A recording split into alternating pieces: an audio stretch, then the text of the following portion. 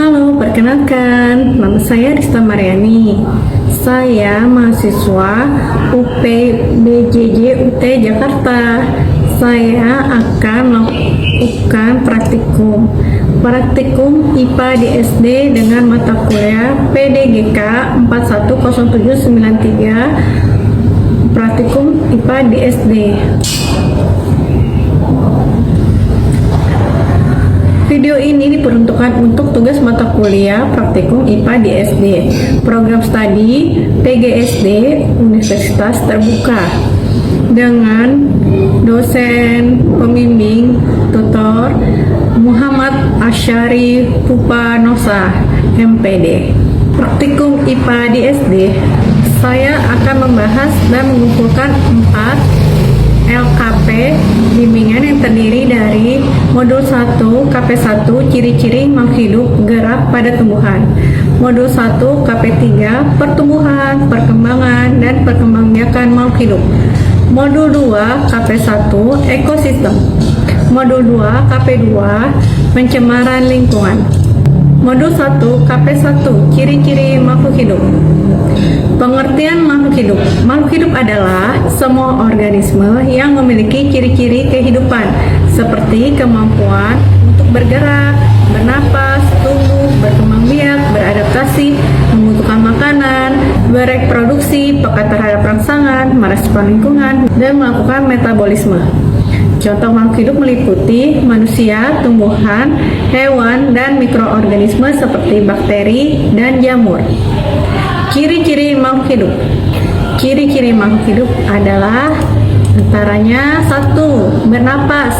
Makhluk hidup memerlukan oksigen untuk proses metabolisme menghasilkan energi, proses pengambilan oksigen dari lingkungan, dan mengeluarkan karbon dioksida serta uap air sebagai sisa metabolisme. Tujuannya adalah menghasilkan energi untuk aktivitas hidup. Mekanisme pernapasan bervariasi pada setiap jenis makhluk hidup. Yang kedua, bergerak. Semua makhluk hidup dapat bergerak, baik secara aktif maupun pasif. Kemampuan untuk berpindah tempat dan menggerakkan sebagian tubuh. Ketiga, tumbuh dan berkembang. Makanan digunakan sebagai sumber energi, bahan pembangun tubuh, dan bahan baku untuk pertumbuhan serta perbaikan sel. Cara memperoleh nutrisi berbeda-beda setiap makhluk hidup. Ada juga makhluk hidup yang dapat membuat makanannya sendiri, seperti pada tumbuhan, melakukan fotosintesis. Dan ada juga makhluk hidup yang mendapatkan nutrisi dari organisme lain, seperti manusia atau hewan. Yang keempat adalah peka terhadap rangsangan. Makhluk hidup dapat merespon perubahan lingkungan seperti cahaya, zat kimia, gravitasi, sentuhan, atau suhu. Makhluk hidup dapat melakukan metabolisme, proses kimia dalam tubuh makhluk hidup yang mencakup anabolisme dan katabolisme. Seluruh reaksi kimia yang terjadi pada dalam tubuh untuk menghasilkan energi, membangun sel, dan memecah zat, terdiri dari anabolisme atau pembentukan dan katabolisme atau pemecahan. Yang kelima, makhluk hidup dapat bereproduksi. Makhluk hidup berkembang biak untuk mempertahankan jenisnya baik secara seksual maupun aseksual. Makhluk hidup dapat beradaptasi. Makhluk hidup mampu menyesuaikan diri dengan lingkungannya untuk bertahan hidup dalam waktu yang sangat panjang dan waktu yang sangat lama. Dan yang keenam, makhluk hidup dapat mengeluarkan zat sisa. Sisa metabolisme dikeluarkan untuk menjaga keseimbangan tubuh.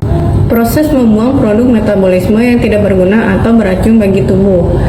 Organ ekskresi bervariasi pada setiap makhluk hidup. Gerak pada tumbuhan. Gerak pada tumbuhan adalah respon tumbuhan terhadap rangsangan dari lingkungan. Meskipun tumbuhan tidak berpindah tempat secara keseluruhan seperti hewan, mereka menunjukkan berbagai jenis gerakan pada bagian-bagian tubuhnya.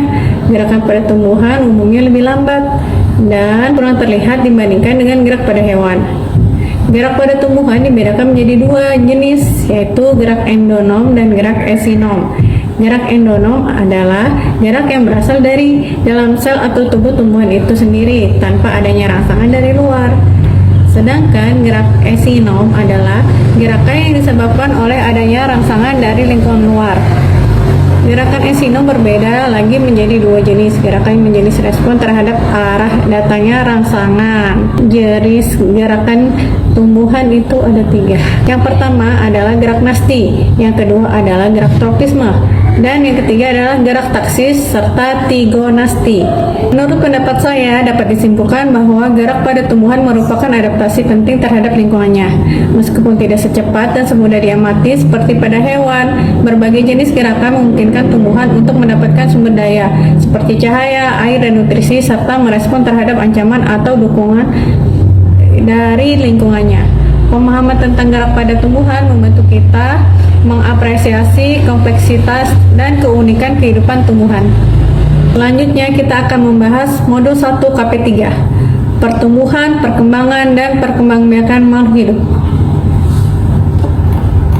Pengertian pertumbuhan: proses pertambahan ukuran dan volume tubuh yang bersifat kuantitatif atau dapat diukur. Pertumbuhan adalah proses pertambahan ukuran pada makhluk hidup yang bersifat kuantitatif atau dapat diukur dengan angka. Pertumbuhan terjadi karena adanya penambahan jumlah sel melalui pembelahan mitosis dan pembesaran ukuran sel. Proses ini bersifat irreversibel, artinya makhluk hidup yang sudah tumbuh tidak dapat kembali ke ukuran sebelumnya. Ciri-ciri pertumbuhan: pertama, bersifat kuantitatif, dapat diukur dengan angka. Kedua, terjadinya peningkatan ukuran seperti volume tubuh, panjang, tinggi, dan massa bertambah. Ketiga, disebabkan oleh penambahan jumlah dan atau ukuran sel. Keempat, bersifat irreversibel atau tidak dapat kembali ke ukuran semula. Perkembangan: pengertian perkembangan, di mana proses pematangan fungsi organ dan struktur tubuh menuju kedewasaan yang bersifat kualitatif. Perkembangan adalah proses pematangan fungsi organ dan spesialisasi sel menuju kedewasaan.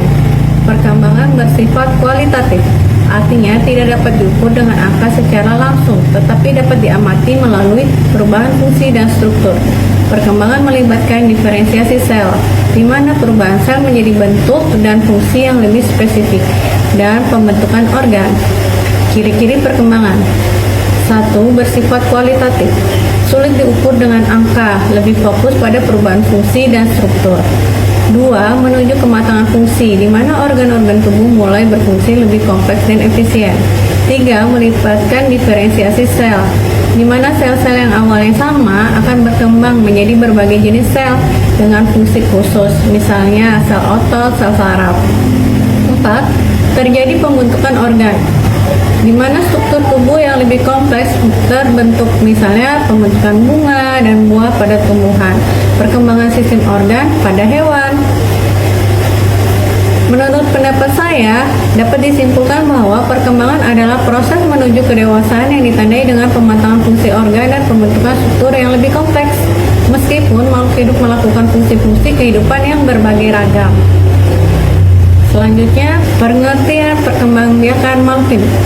Perkembangbiakan atau reproduksi adalah kemampuan makhluk hidup untuk menghasilkan keturunan atau individu baru. Tujuan perkembangbiakan adalah untuk melestarikan jenisnya agar tidak punah. Proses menghasilkan keturunan untuk melestarikan jenisnya. Ciri-ciri perkembangbiakan: 1. Menghasilkan individu baru, di mana terbentuk keturunan yang memiliki materi genetik dari satu atau kedua induknya. Yang kedua, melestarikan jenisnya, memastikan keberlangsungan populasi suatu spesies dari generasi ke generasi. Yang ketiga, dapat terjadi secara seksual atau kawin atau aseksual dengan tidak kawin. Contoh perkembangbiakan seperti manusia melakukan perkembangbiakan secara seksual melalui fertilasi antara sel sperma dan sel telur, menghasilkan zigot yang berkembang menjadi individu baru. Sedangkan tumbuhan ada dua jenis, aseksual, yaitu pembentukan tunas pada pisang, stek pada mawar, dan cangkok pada mangga. Serta seksualnya adalah penyerbukan dan pembuahan pada bunga menghasilkan biji. Pada hewan, yaitu seksual generatif, di mana melibatkan peleburan sel kelamin jantan dan betina, dan aseksual vegetatif, tanpa melibatkan peleburan sel kelamin. Contohnya, hidra membentuk tunas, amoeba membelah diri. Menurut pendapat saya, dapat disimpulkan bahwa perkembangbiakan adalah proses penting bagi makhluk hidup untuk menghasilkan keturunan dan memastikan kelangsungan hidup spesiesnya melalui mekanisme seksual ataupun aseksual. Proses penting yang membedakan makhluk hidup dari benda mati. Pertumbuhan berkaitan dengan pertambahan ukuran fisik. Perkembangan berkaitan dengan pematangan fungsi dan struktur, sedangkan perkembangbiakan berkaitan dengan kemampuan menghasilkan keturunan. Ketiga proses ini saling terkait dan berkontribusi pada siklus hidup dan kematangan hidup makhluk hidup. Pertumbuhan dan perkembangan tumbuhan. Menurut pendapat saya dapat disimpulkan bahwa pertumbuhan dan perkembangan pada tumbuhan adalah dua proses yang saling berkaitan erat dan terjadi secara simultan sepanjang siklus hidup tumbuhan. Pertumbuhan menyediakan material dan energi untuk berkembang, sedangkan perkembangan memungkinkan tumbuhan untuk berfungsi secara efisien dalam lingkungannya. Modul 2 KP1 Ekosistem. Pengertian ekosistem. Menurut Odum, ekosistem adalah suatu unit fungsional dasar dalam ekologi yang mencakup organisme dan lingkungannya, yang berinteraksi satu sama yang lain sehingga terjadi aliran energi dan daur materi. Ekosistem adalah suatu sistem ekologi yang terbentuk oleh hubungan timbal balik yang kompleks antara makhluk hidup biotik dengan lingkungan abiotiknya dalam suatu kesatuan wilayah tertentu. Ekosistem mencakup dua komponen utama. Yang pertama, komponen biotik, di mana semua makhluk hidup seperti tumbuhan, hewan, dan mikroorganisme lainnya. Ada juga ekosistem buatan, contohnya akuarium, taman kota, kolam ikan, di mana dibuat dan dikelola oleh manusia. Menurut pendapat saya, dapat disimpulkan bahwa ekosistem merupakan suatu kesatuan fungsional dari makhluk hidup dan lingkungan tak hidupnya, yang saling berinteraksi dan bergantung satu sama lain. Ekosistem bisa terbentuk secara alami seperti hutan dan laut, maupun buatan seperti kolam dan akuarium. Pemahaman tentang ekosistem sangat penting untuk menjaga keseimbangan lingkungan dan keberlanjutan kehidupan di bumi. Modul 2 KP2 Pencemaran Lingkungan. Pengertian pencemaran lingkungan.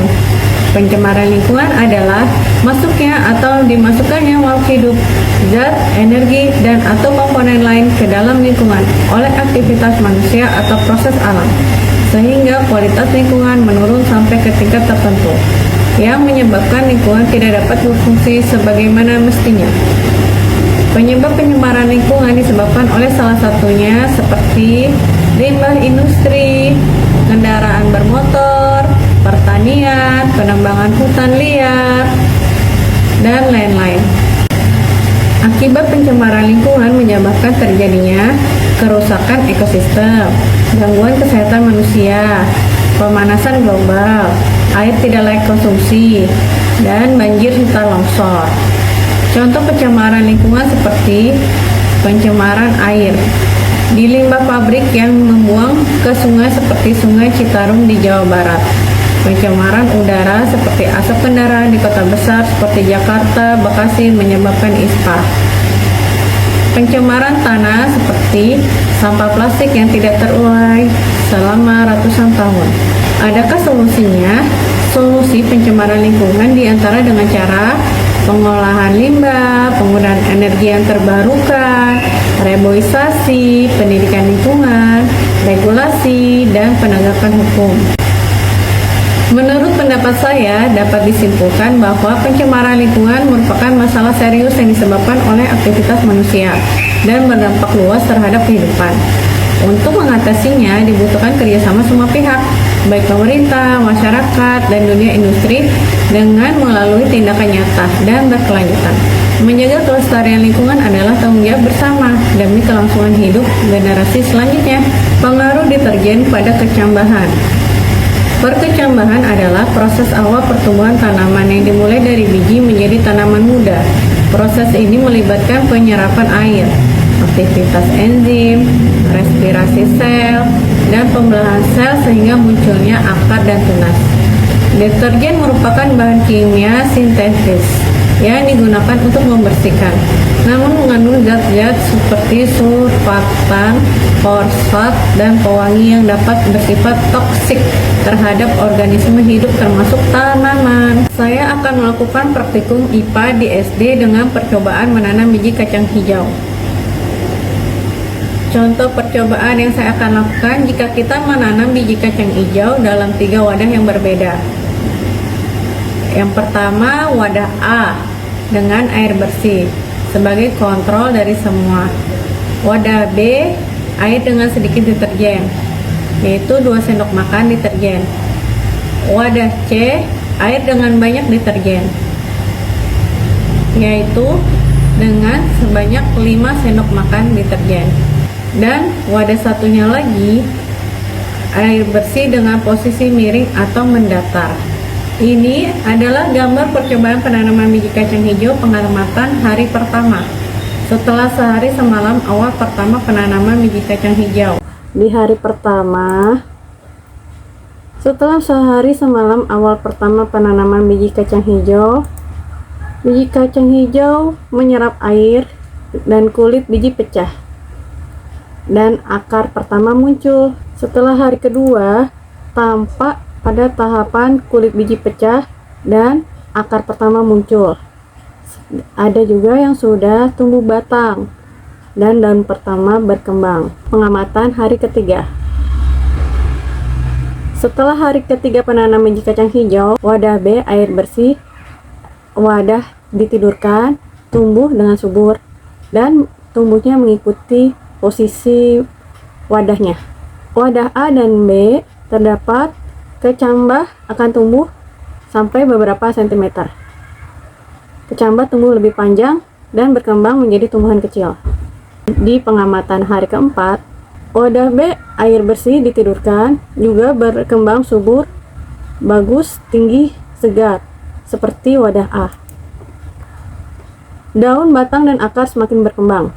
Sudah mulai terjadi pembelahan sel dan pertumbuhan ukuran sel. Pertumbuhan ini meliputi bertambahnya diameter atau ukuran pada bagian tumbuhan seperti batangnya. Proses ini terjadi pada tumbuhan yang lebih dewasa. Pada pengamatan hari kelima, setelah hari kelima penanaman biji kacang hijau, kecambah akan tumbuh dan berkembang menjadi semai atau anakan. Pada tahap selanjutnya ini terlihat akan menjadi tumbuh dewasa. Tumbuhan dewasa akan menghasilkan biji baru untuk melanjutkan siklus hidup. Di pengamatan hari kelima menunjukkan bahwa wadah A biji berkecambah dengan baik, wadah B biji berkecambah dengan baik, wadah C sebagian biji gagal berkecambah, pertumbuhannya lambat, wadah D hampir semua biji gagal berkecambah. Hasil pengamatan hari kelima menurut pendapat saya adalah dapat disimpulkan bahwa deterjen memiliki pengaruh negatif terhadap proses perkecambahan karena mengandung zat kimia yang dapat merusak sel, mengganggu penyerapan air, dan menurunkan aktivitas enzim penting. Oleh karena itu, pencemaran air atau tanah oleh deterjen harus dihindari untuk menjaga pertumbuhan tanaman. Hasil percobaan menanam biji kacang hijau pada praktikum IPA di SD ini, setelah mengamati selama 5 hari, menurut pendapat saya dapat disimpulkan dari keseluruhan paparan di atas, bahwa makhluk hidup adalah organisme yang menunjukkan ciri-ciri khas seperti bergerak, meski gerakannya tidak selalu terlihat jelas. Seperti pada tumbuhan, gerakan tumbuhan dapat berupa nasti atau tropisme, yang membuktikan bahwa tumbuhan juga bereaksi terhadap lingkungannya, dan karena itu dikategorikan sebagai makhluk hidup. Ciri-ciri ini membedakan makhluk hidup dari benda mati, dan menunjukkan bahwa kehidupan mencakup berbagai proses kompleks yang berlangsung secara terus dan berkesinambungan. Dari hasil pengamatan kelima ini, dapat disimpulkan bahwa manusia, hewan, dan tumbuhan adalah makhluk hidup yang memiliki ciri-ciri sebagai makhluk hidup. Makhluk hidup merupakan benda hidup yang selain memiliki ciri atau sifat sebagai benda hidup, dan juga memiliki sifat atau ciri yang membedakan dari benda tidak hidup. Selanjutnya, praktikum IPA di SD akan melakukan praktikum pengamatan mengenai makhluk hidup. Praktikum pengamatan mengenai makhluk hidup dengan mengamati makhluk hidup di sekitar tempat tinggal saya. Dari pengamatan makhluk hidup yang saya amati, yaitu makhluk hidup memerlukan makanan dan minuman, tumbuh serta berkembang biak. Contohnya hewan dan tumbuhan. Saya akan melakukan pengamatan pada hewan dan tumbuhan. Pada hewan seperti kucing, ayam, kecoa, ikan, cicak, dan kupu-kupu. Dan pada tumbuhan seperti pohon pepaya, pohon cabai, pohon beri, pohon pisang, pohon belimbing sayur, dan pohon bunga telong. Langkah kerja pada praktikum IPA di SD ini yaitu yang saya siapkan, Siapkan alat tulis dan tabel pengamatan. Pergilah ke tempat lingkungan sekitar saya. Temukan beberapa makhluk hidup, hewan dan tumbuhan tersebut. Catatlah jenis makhluk hidup tersebut dalam lembar pengamatan. Amati ciri-cirinya. Bubuhkan tanda centang pada lembar pengamatan tersebut. Kucing. Kucing adalah mamalia karnivora kecil dari keluarga Felidae. Mereka telah lama menjadi bagian dari kehidupan manusia. Sejak saat itu, kucing telah menyebar ke seluruh dunia dan menjadi salah satu hewan peliharaan paling populer. Menurut pendapat saya, bahwa kucing adalah hewan peliharaan yang menawan dan mandiri dengan sejarah panjang yang terjalin dengan kehidupan manusia. Ciri-ciri fisik mereka seperti tubuh yang lentur, cakar yang dapat ditarik, dan indera yang tajam mencerminkan adaptasi mereka sebagai pemburu yang efisien.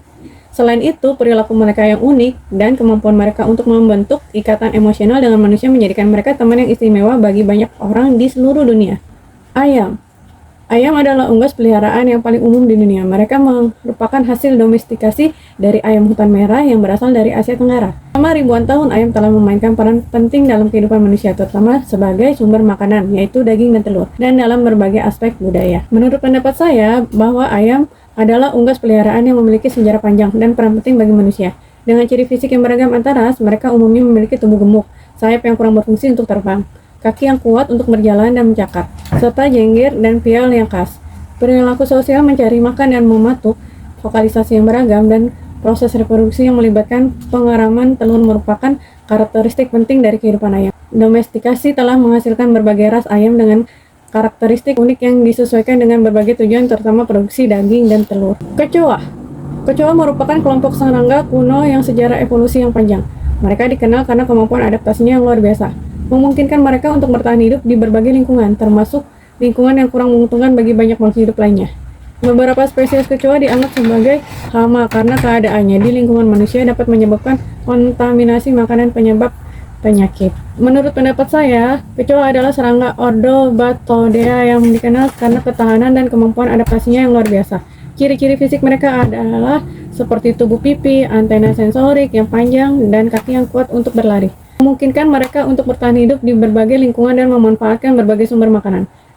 Meskipun sering dianggap sebagai hama, kemampuan adaptasi kecoa menjadikannya subjek yang menarik dan studi biologi dan evolusi. Ikan. Ikan adalah kelompok parafiletik organisme akuatik yang memiliki insang dan sirip berpasangan atau tunggal. Mereka merupakan kelompok vertebrata tertua dan paling beragam, dengan melebihi dari 34.000 spesies yang dikenal, menghuni berbagai jenis habitat air, mulai dari laut dalam yang gelap hingga sungai dan danau air tawar yang dangkal. Ikan memainkan peran ekologis yang penting dalam rantai makanan akuatik dan juga menjadi sumber pangan yang signifikan bagi manusia.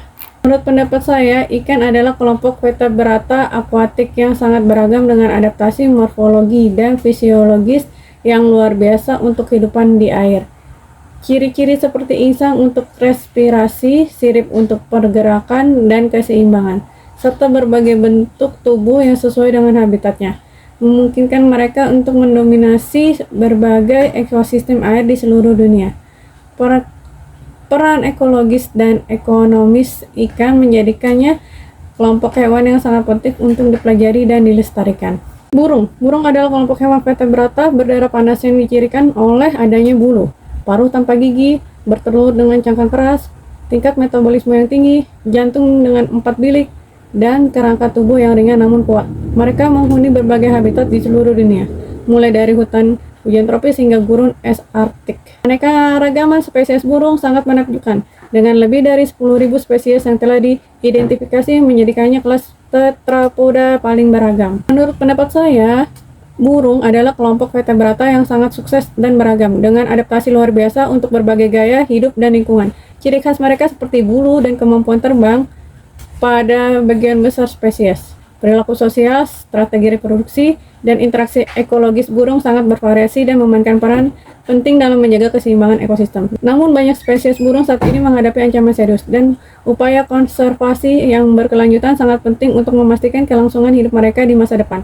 Memahami biologi dan ekologi burung secara komprehensif adalah langkah penting dalam upaya pelestarian ini. Kupu-kupu. Kupu-kupu adalah Serangga yang dikenal karena sayapnya yang lebar, berwarna-warni dan indah, serta siklus hidup mereka yang mengalami metamorfosis sempurna, melewati tahap telur, larva atau ulat, pupa atau kepompong, dan imago atau kupu-kupu dewasa. Kupu-kupu memainkan peran penting sebagai penyerbuk tumbuhan dan merupakan bagian penting dari rantai makanan. Menurut pendapat saya, kupu-kupu adalah serangga ordo Lepidoptera yang dikenal karena keindahan sayapnya dan siklus hidup metamorfosis sempurna mereka. Dengan antena berbentuk dada, proboscis untuk menghisap nektar, dan kemampuan terbang yang anggun, kupu-kupu memainkan peran penting dalam ekosistem sebagai penyerbuk dan mangsa bagi hewan lain. Keanekaragaman warna dan pola sayap mereka menjadikannya salah satu serangga yang paling menarik dan dipelajari. Pohon pepaya. Pohon pepaya adalah tanaman buah tropis yang berasal dari Amerika Tengah dan Meksiko bagian selatan. Saat ini pepaya telah dibudidayakan secara luas di berbagai wilayah tropis dan subtropis di seluruh dunia karena buahnya yang lezat dan bergizi serta berbagai manfaat lain dari bagian tanaman lainnya. Meskipun sering disebut pohon pepaya, sebenarnya adalah tumbuhan herba berbatang lunak dan berongga. Menurut pendapat saya, pohon pepaya adalah tanaman buah tropis berbatang lunak yang dikenal dengan buahnya yang lezat dan kaya nutrisi. Dengan daun menjadi yang besar, bunga yang beragam jenis kelaminnya, dan buah yang bervariasi bentuk dan warna. Pepaya telah menjadi tanaman budidaya penting di berbagai belahan dunia. Selain buahnya, bagian lain dari tanaman pepaya, terutama getahnya, juga memiliki nilai ekonomi dan manfaat tradisional. Pohon cabai. Pohon cabai berasal dari benua Amerika. Cabai yang telah menyebar ke seluruh dunia dan menjadi bumbu penting dalam berbagai masakan. Ada banyak spesies dan varian cabai yang berbeda dalam tingkat kepedasan, bentuk, warna, dan ukuran buahnya. Menurut pendapat saya, pohon cabai memiliki nilai ekonomi serta budaya yang tinggi di seluruh dunia. Dengan ciri-ciri fisik yang bervariasi pada buahnya, mulai dari bentuk, warna, ukuran, hingga tingkat kepedasan yang ekstrim, cabai menjadi bumbu penting dalam berbagai masakan. Kemampuan adaptasi cabai memungkinkan mereka tumbuh di berbagai iklim dan kondisi tanah. Pohon beri. Pohon beri mencakup berbagai jenis tanaman yang menghasilkan buah, yang kita kenal sebagai beri.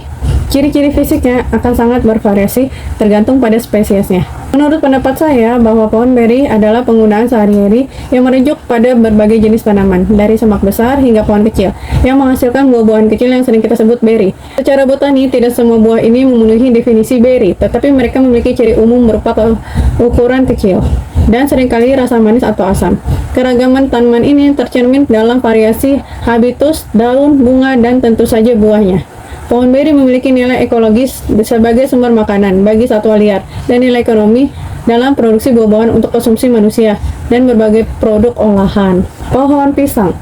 Pohon pisang berasal dari wilayah tropis Asia Tenggara. Kini pisang telah dibudidayakan secara luas di berbagai wilayah tropis di seluruh dunia. Pisang dikenal dengan buahnya yang lezat dan bergizi, serta pemanfaatannya dalam berbagai aspek kehidupan. Menurut pendapat saya, pohon pisang adalah tumbuhan herba raksasa yang unik, dengan batang semu yang terbentuk dari pelepah daun.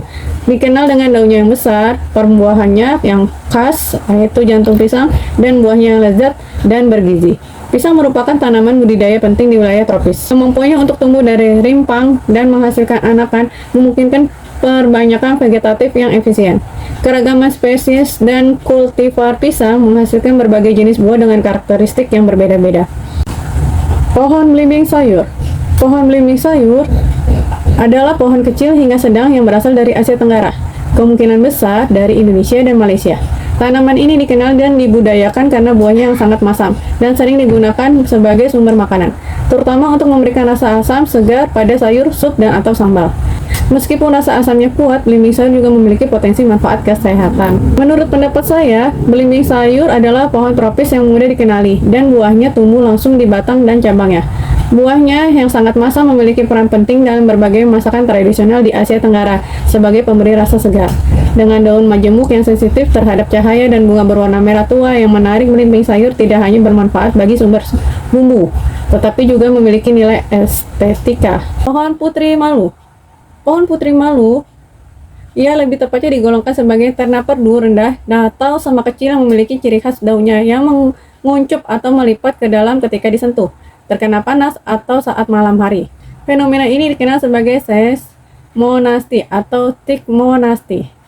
Tumbuhan ini berasal dari Amerika Tengah dan Selatan, namun kini telah tersebar luas di berbagai wilayah tropis di seluruh dunia dan sering dianggap sebagai gulma.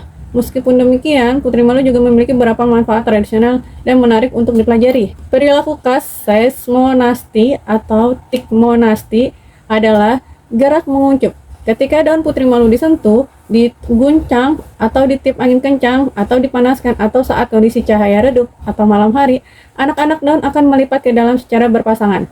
Dan kemudian seluruh pinai akan menekuk ke bawah. Proses ini terjadi dengan cepat, yang dianggap sebagai mekanisme pertahanan diri terhadap herbivora atau kondisi lingkungan yang kurang menguntungkan. Mekanisme gerakan ini disebabkan oleh perubahan tekanan turgor atau kandungan air pada sel-sel khusus di pangkal tangkai daun, dan anak daun disebut pulvinus. Ketika dirangsang, air keluar dari sel-sel pulvinus menyebabkan sel-sel tersebut kehilangan tekanan, dan daun menjadi layu atau menguncup. Proses ini bersifat reversibel, dan daun akan kembali membuka setelah beberapa waktu. Pohon bunga telong.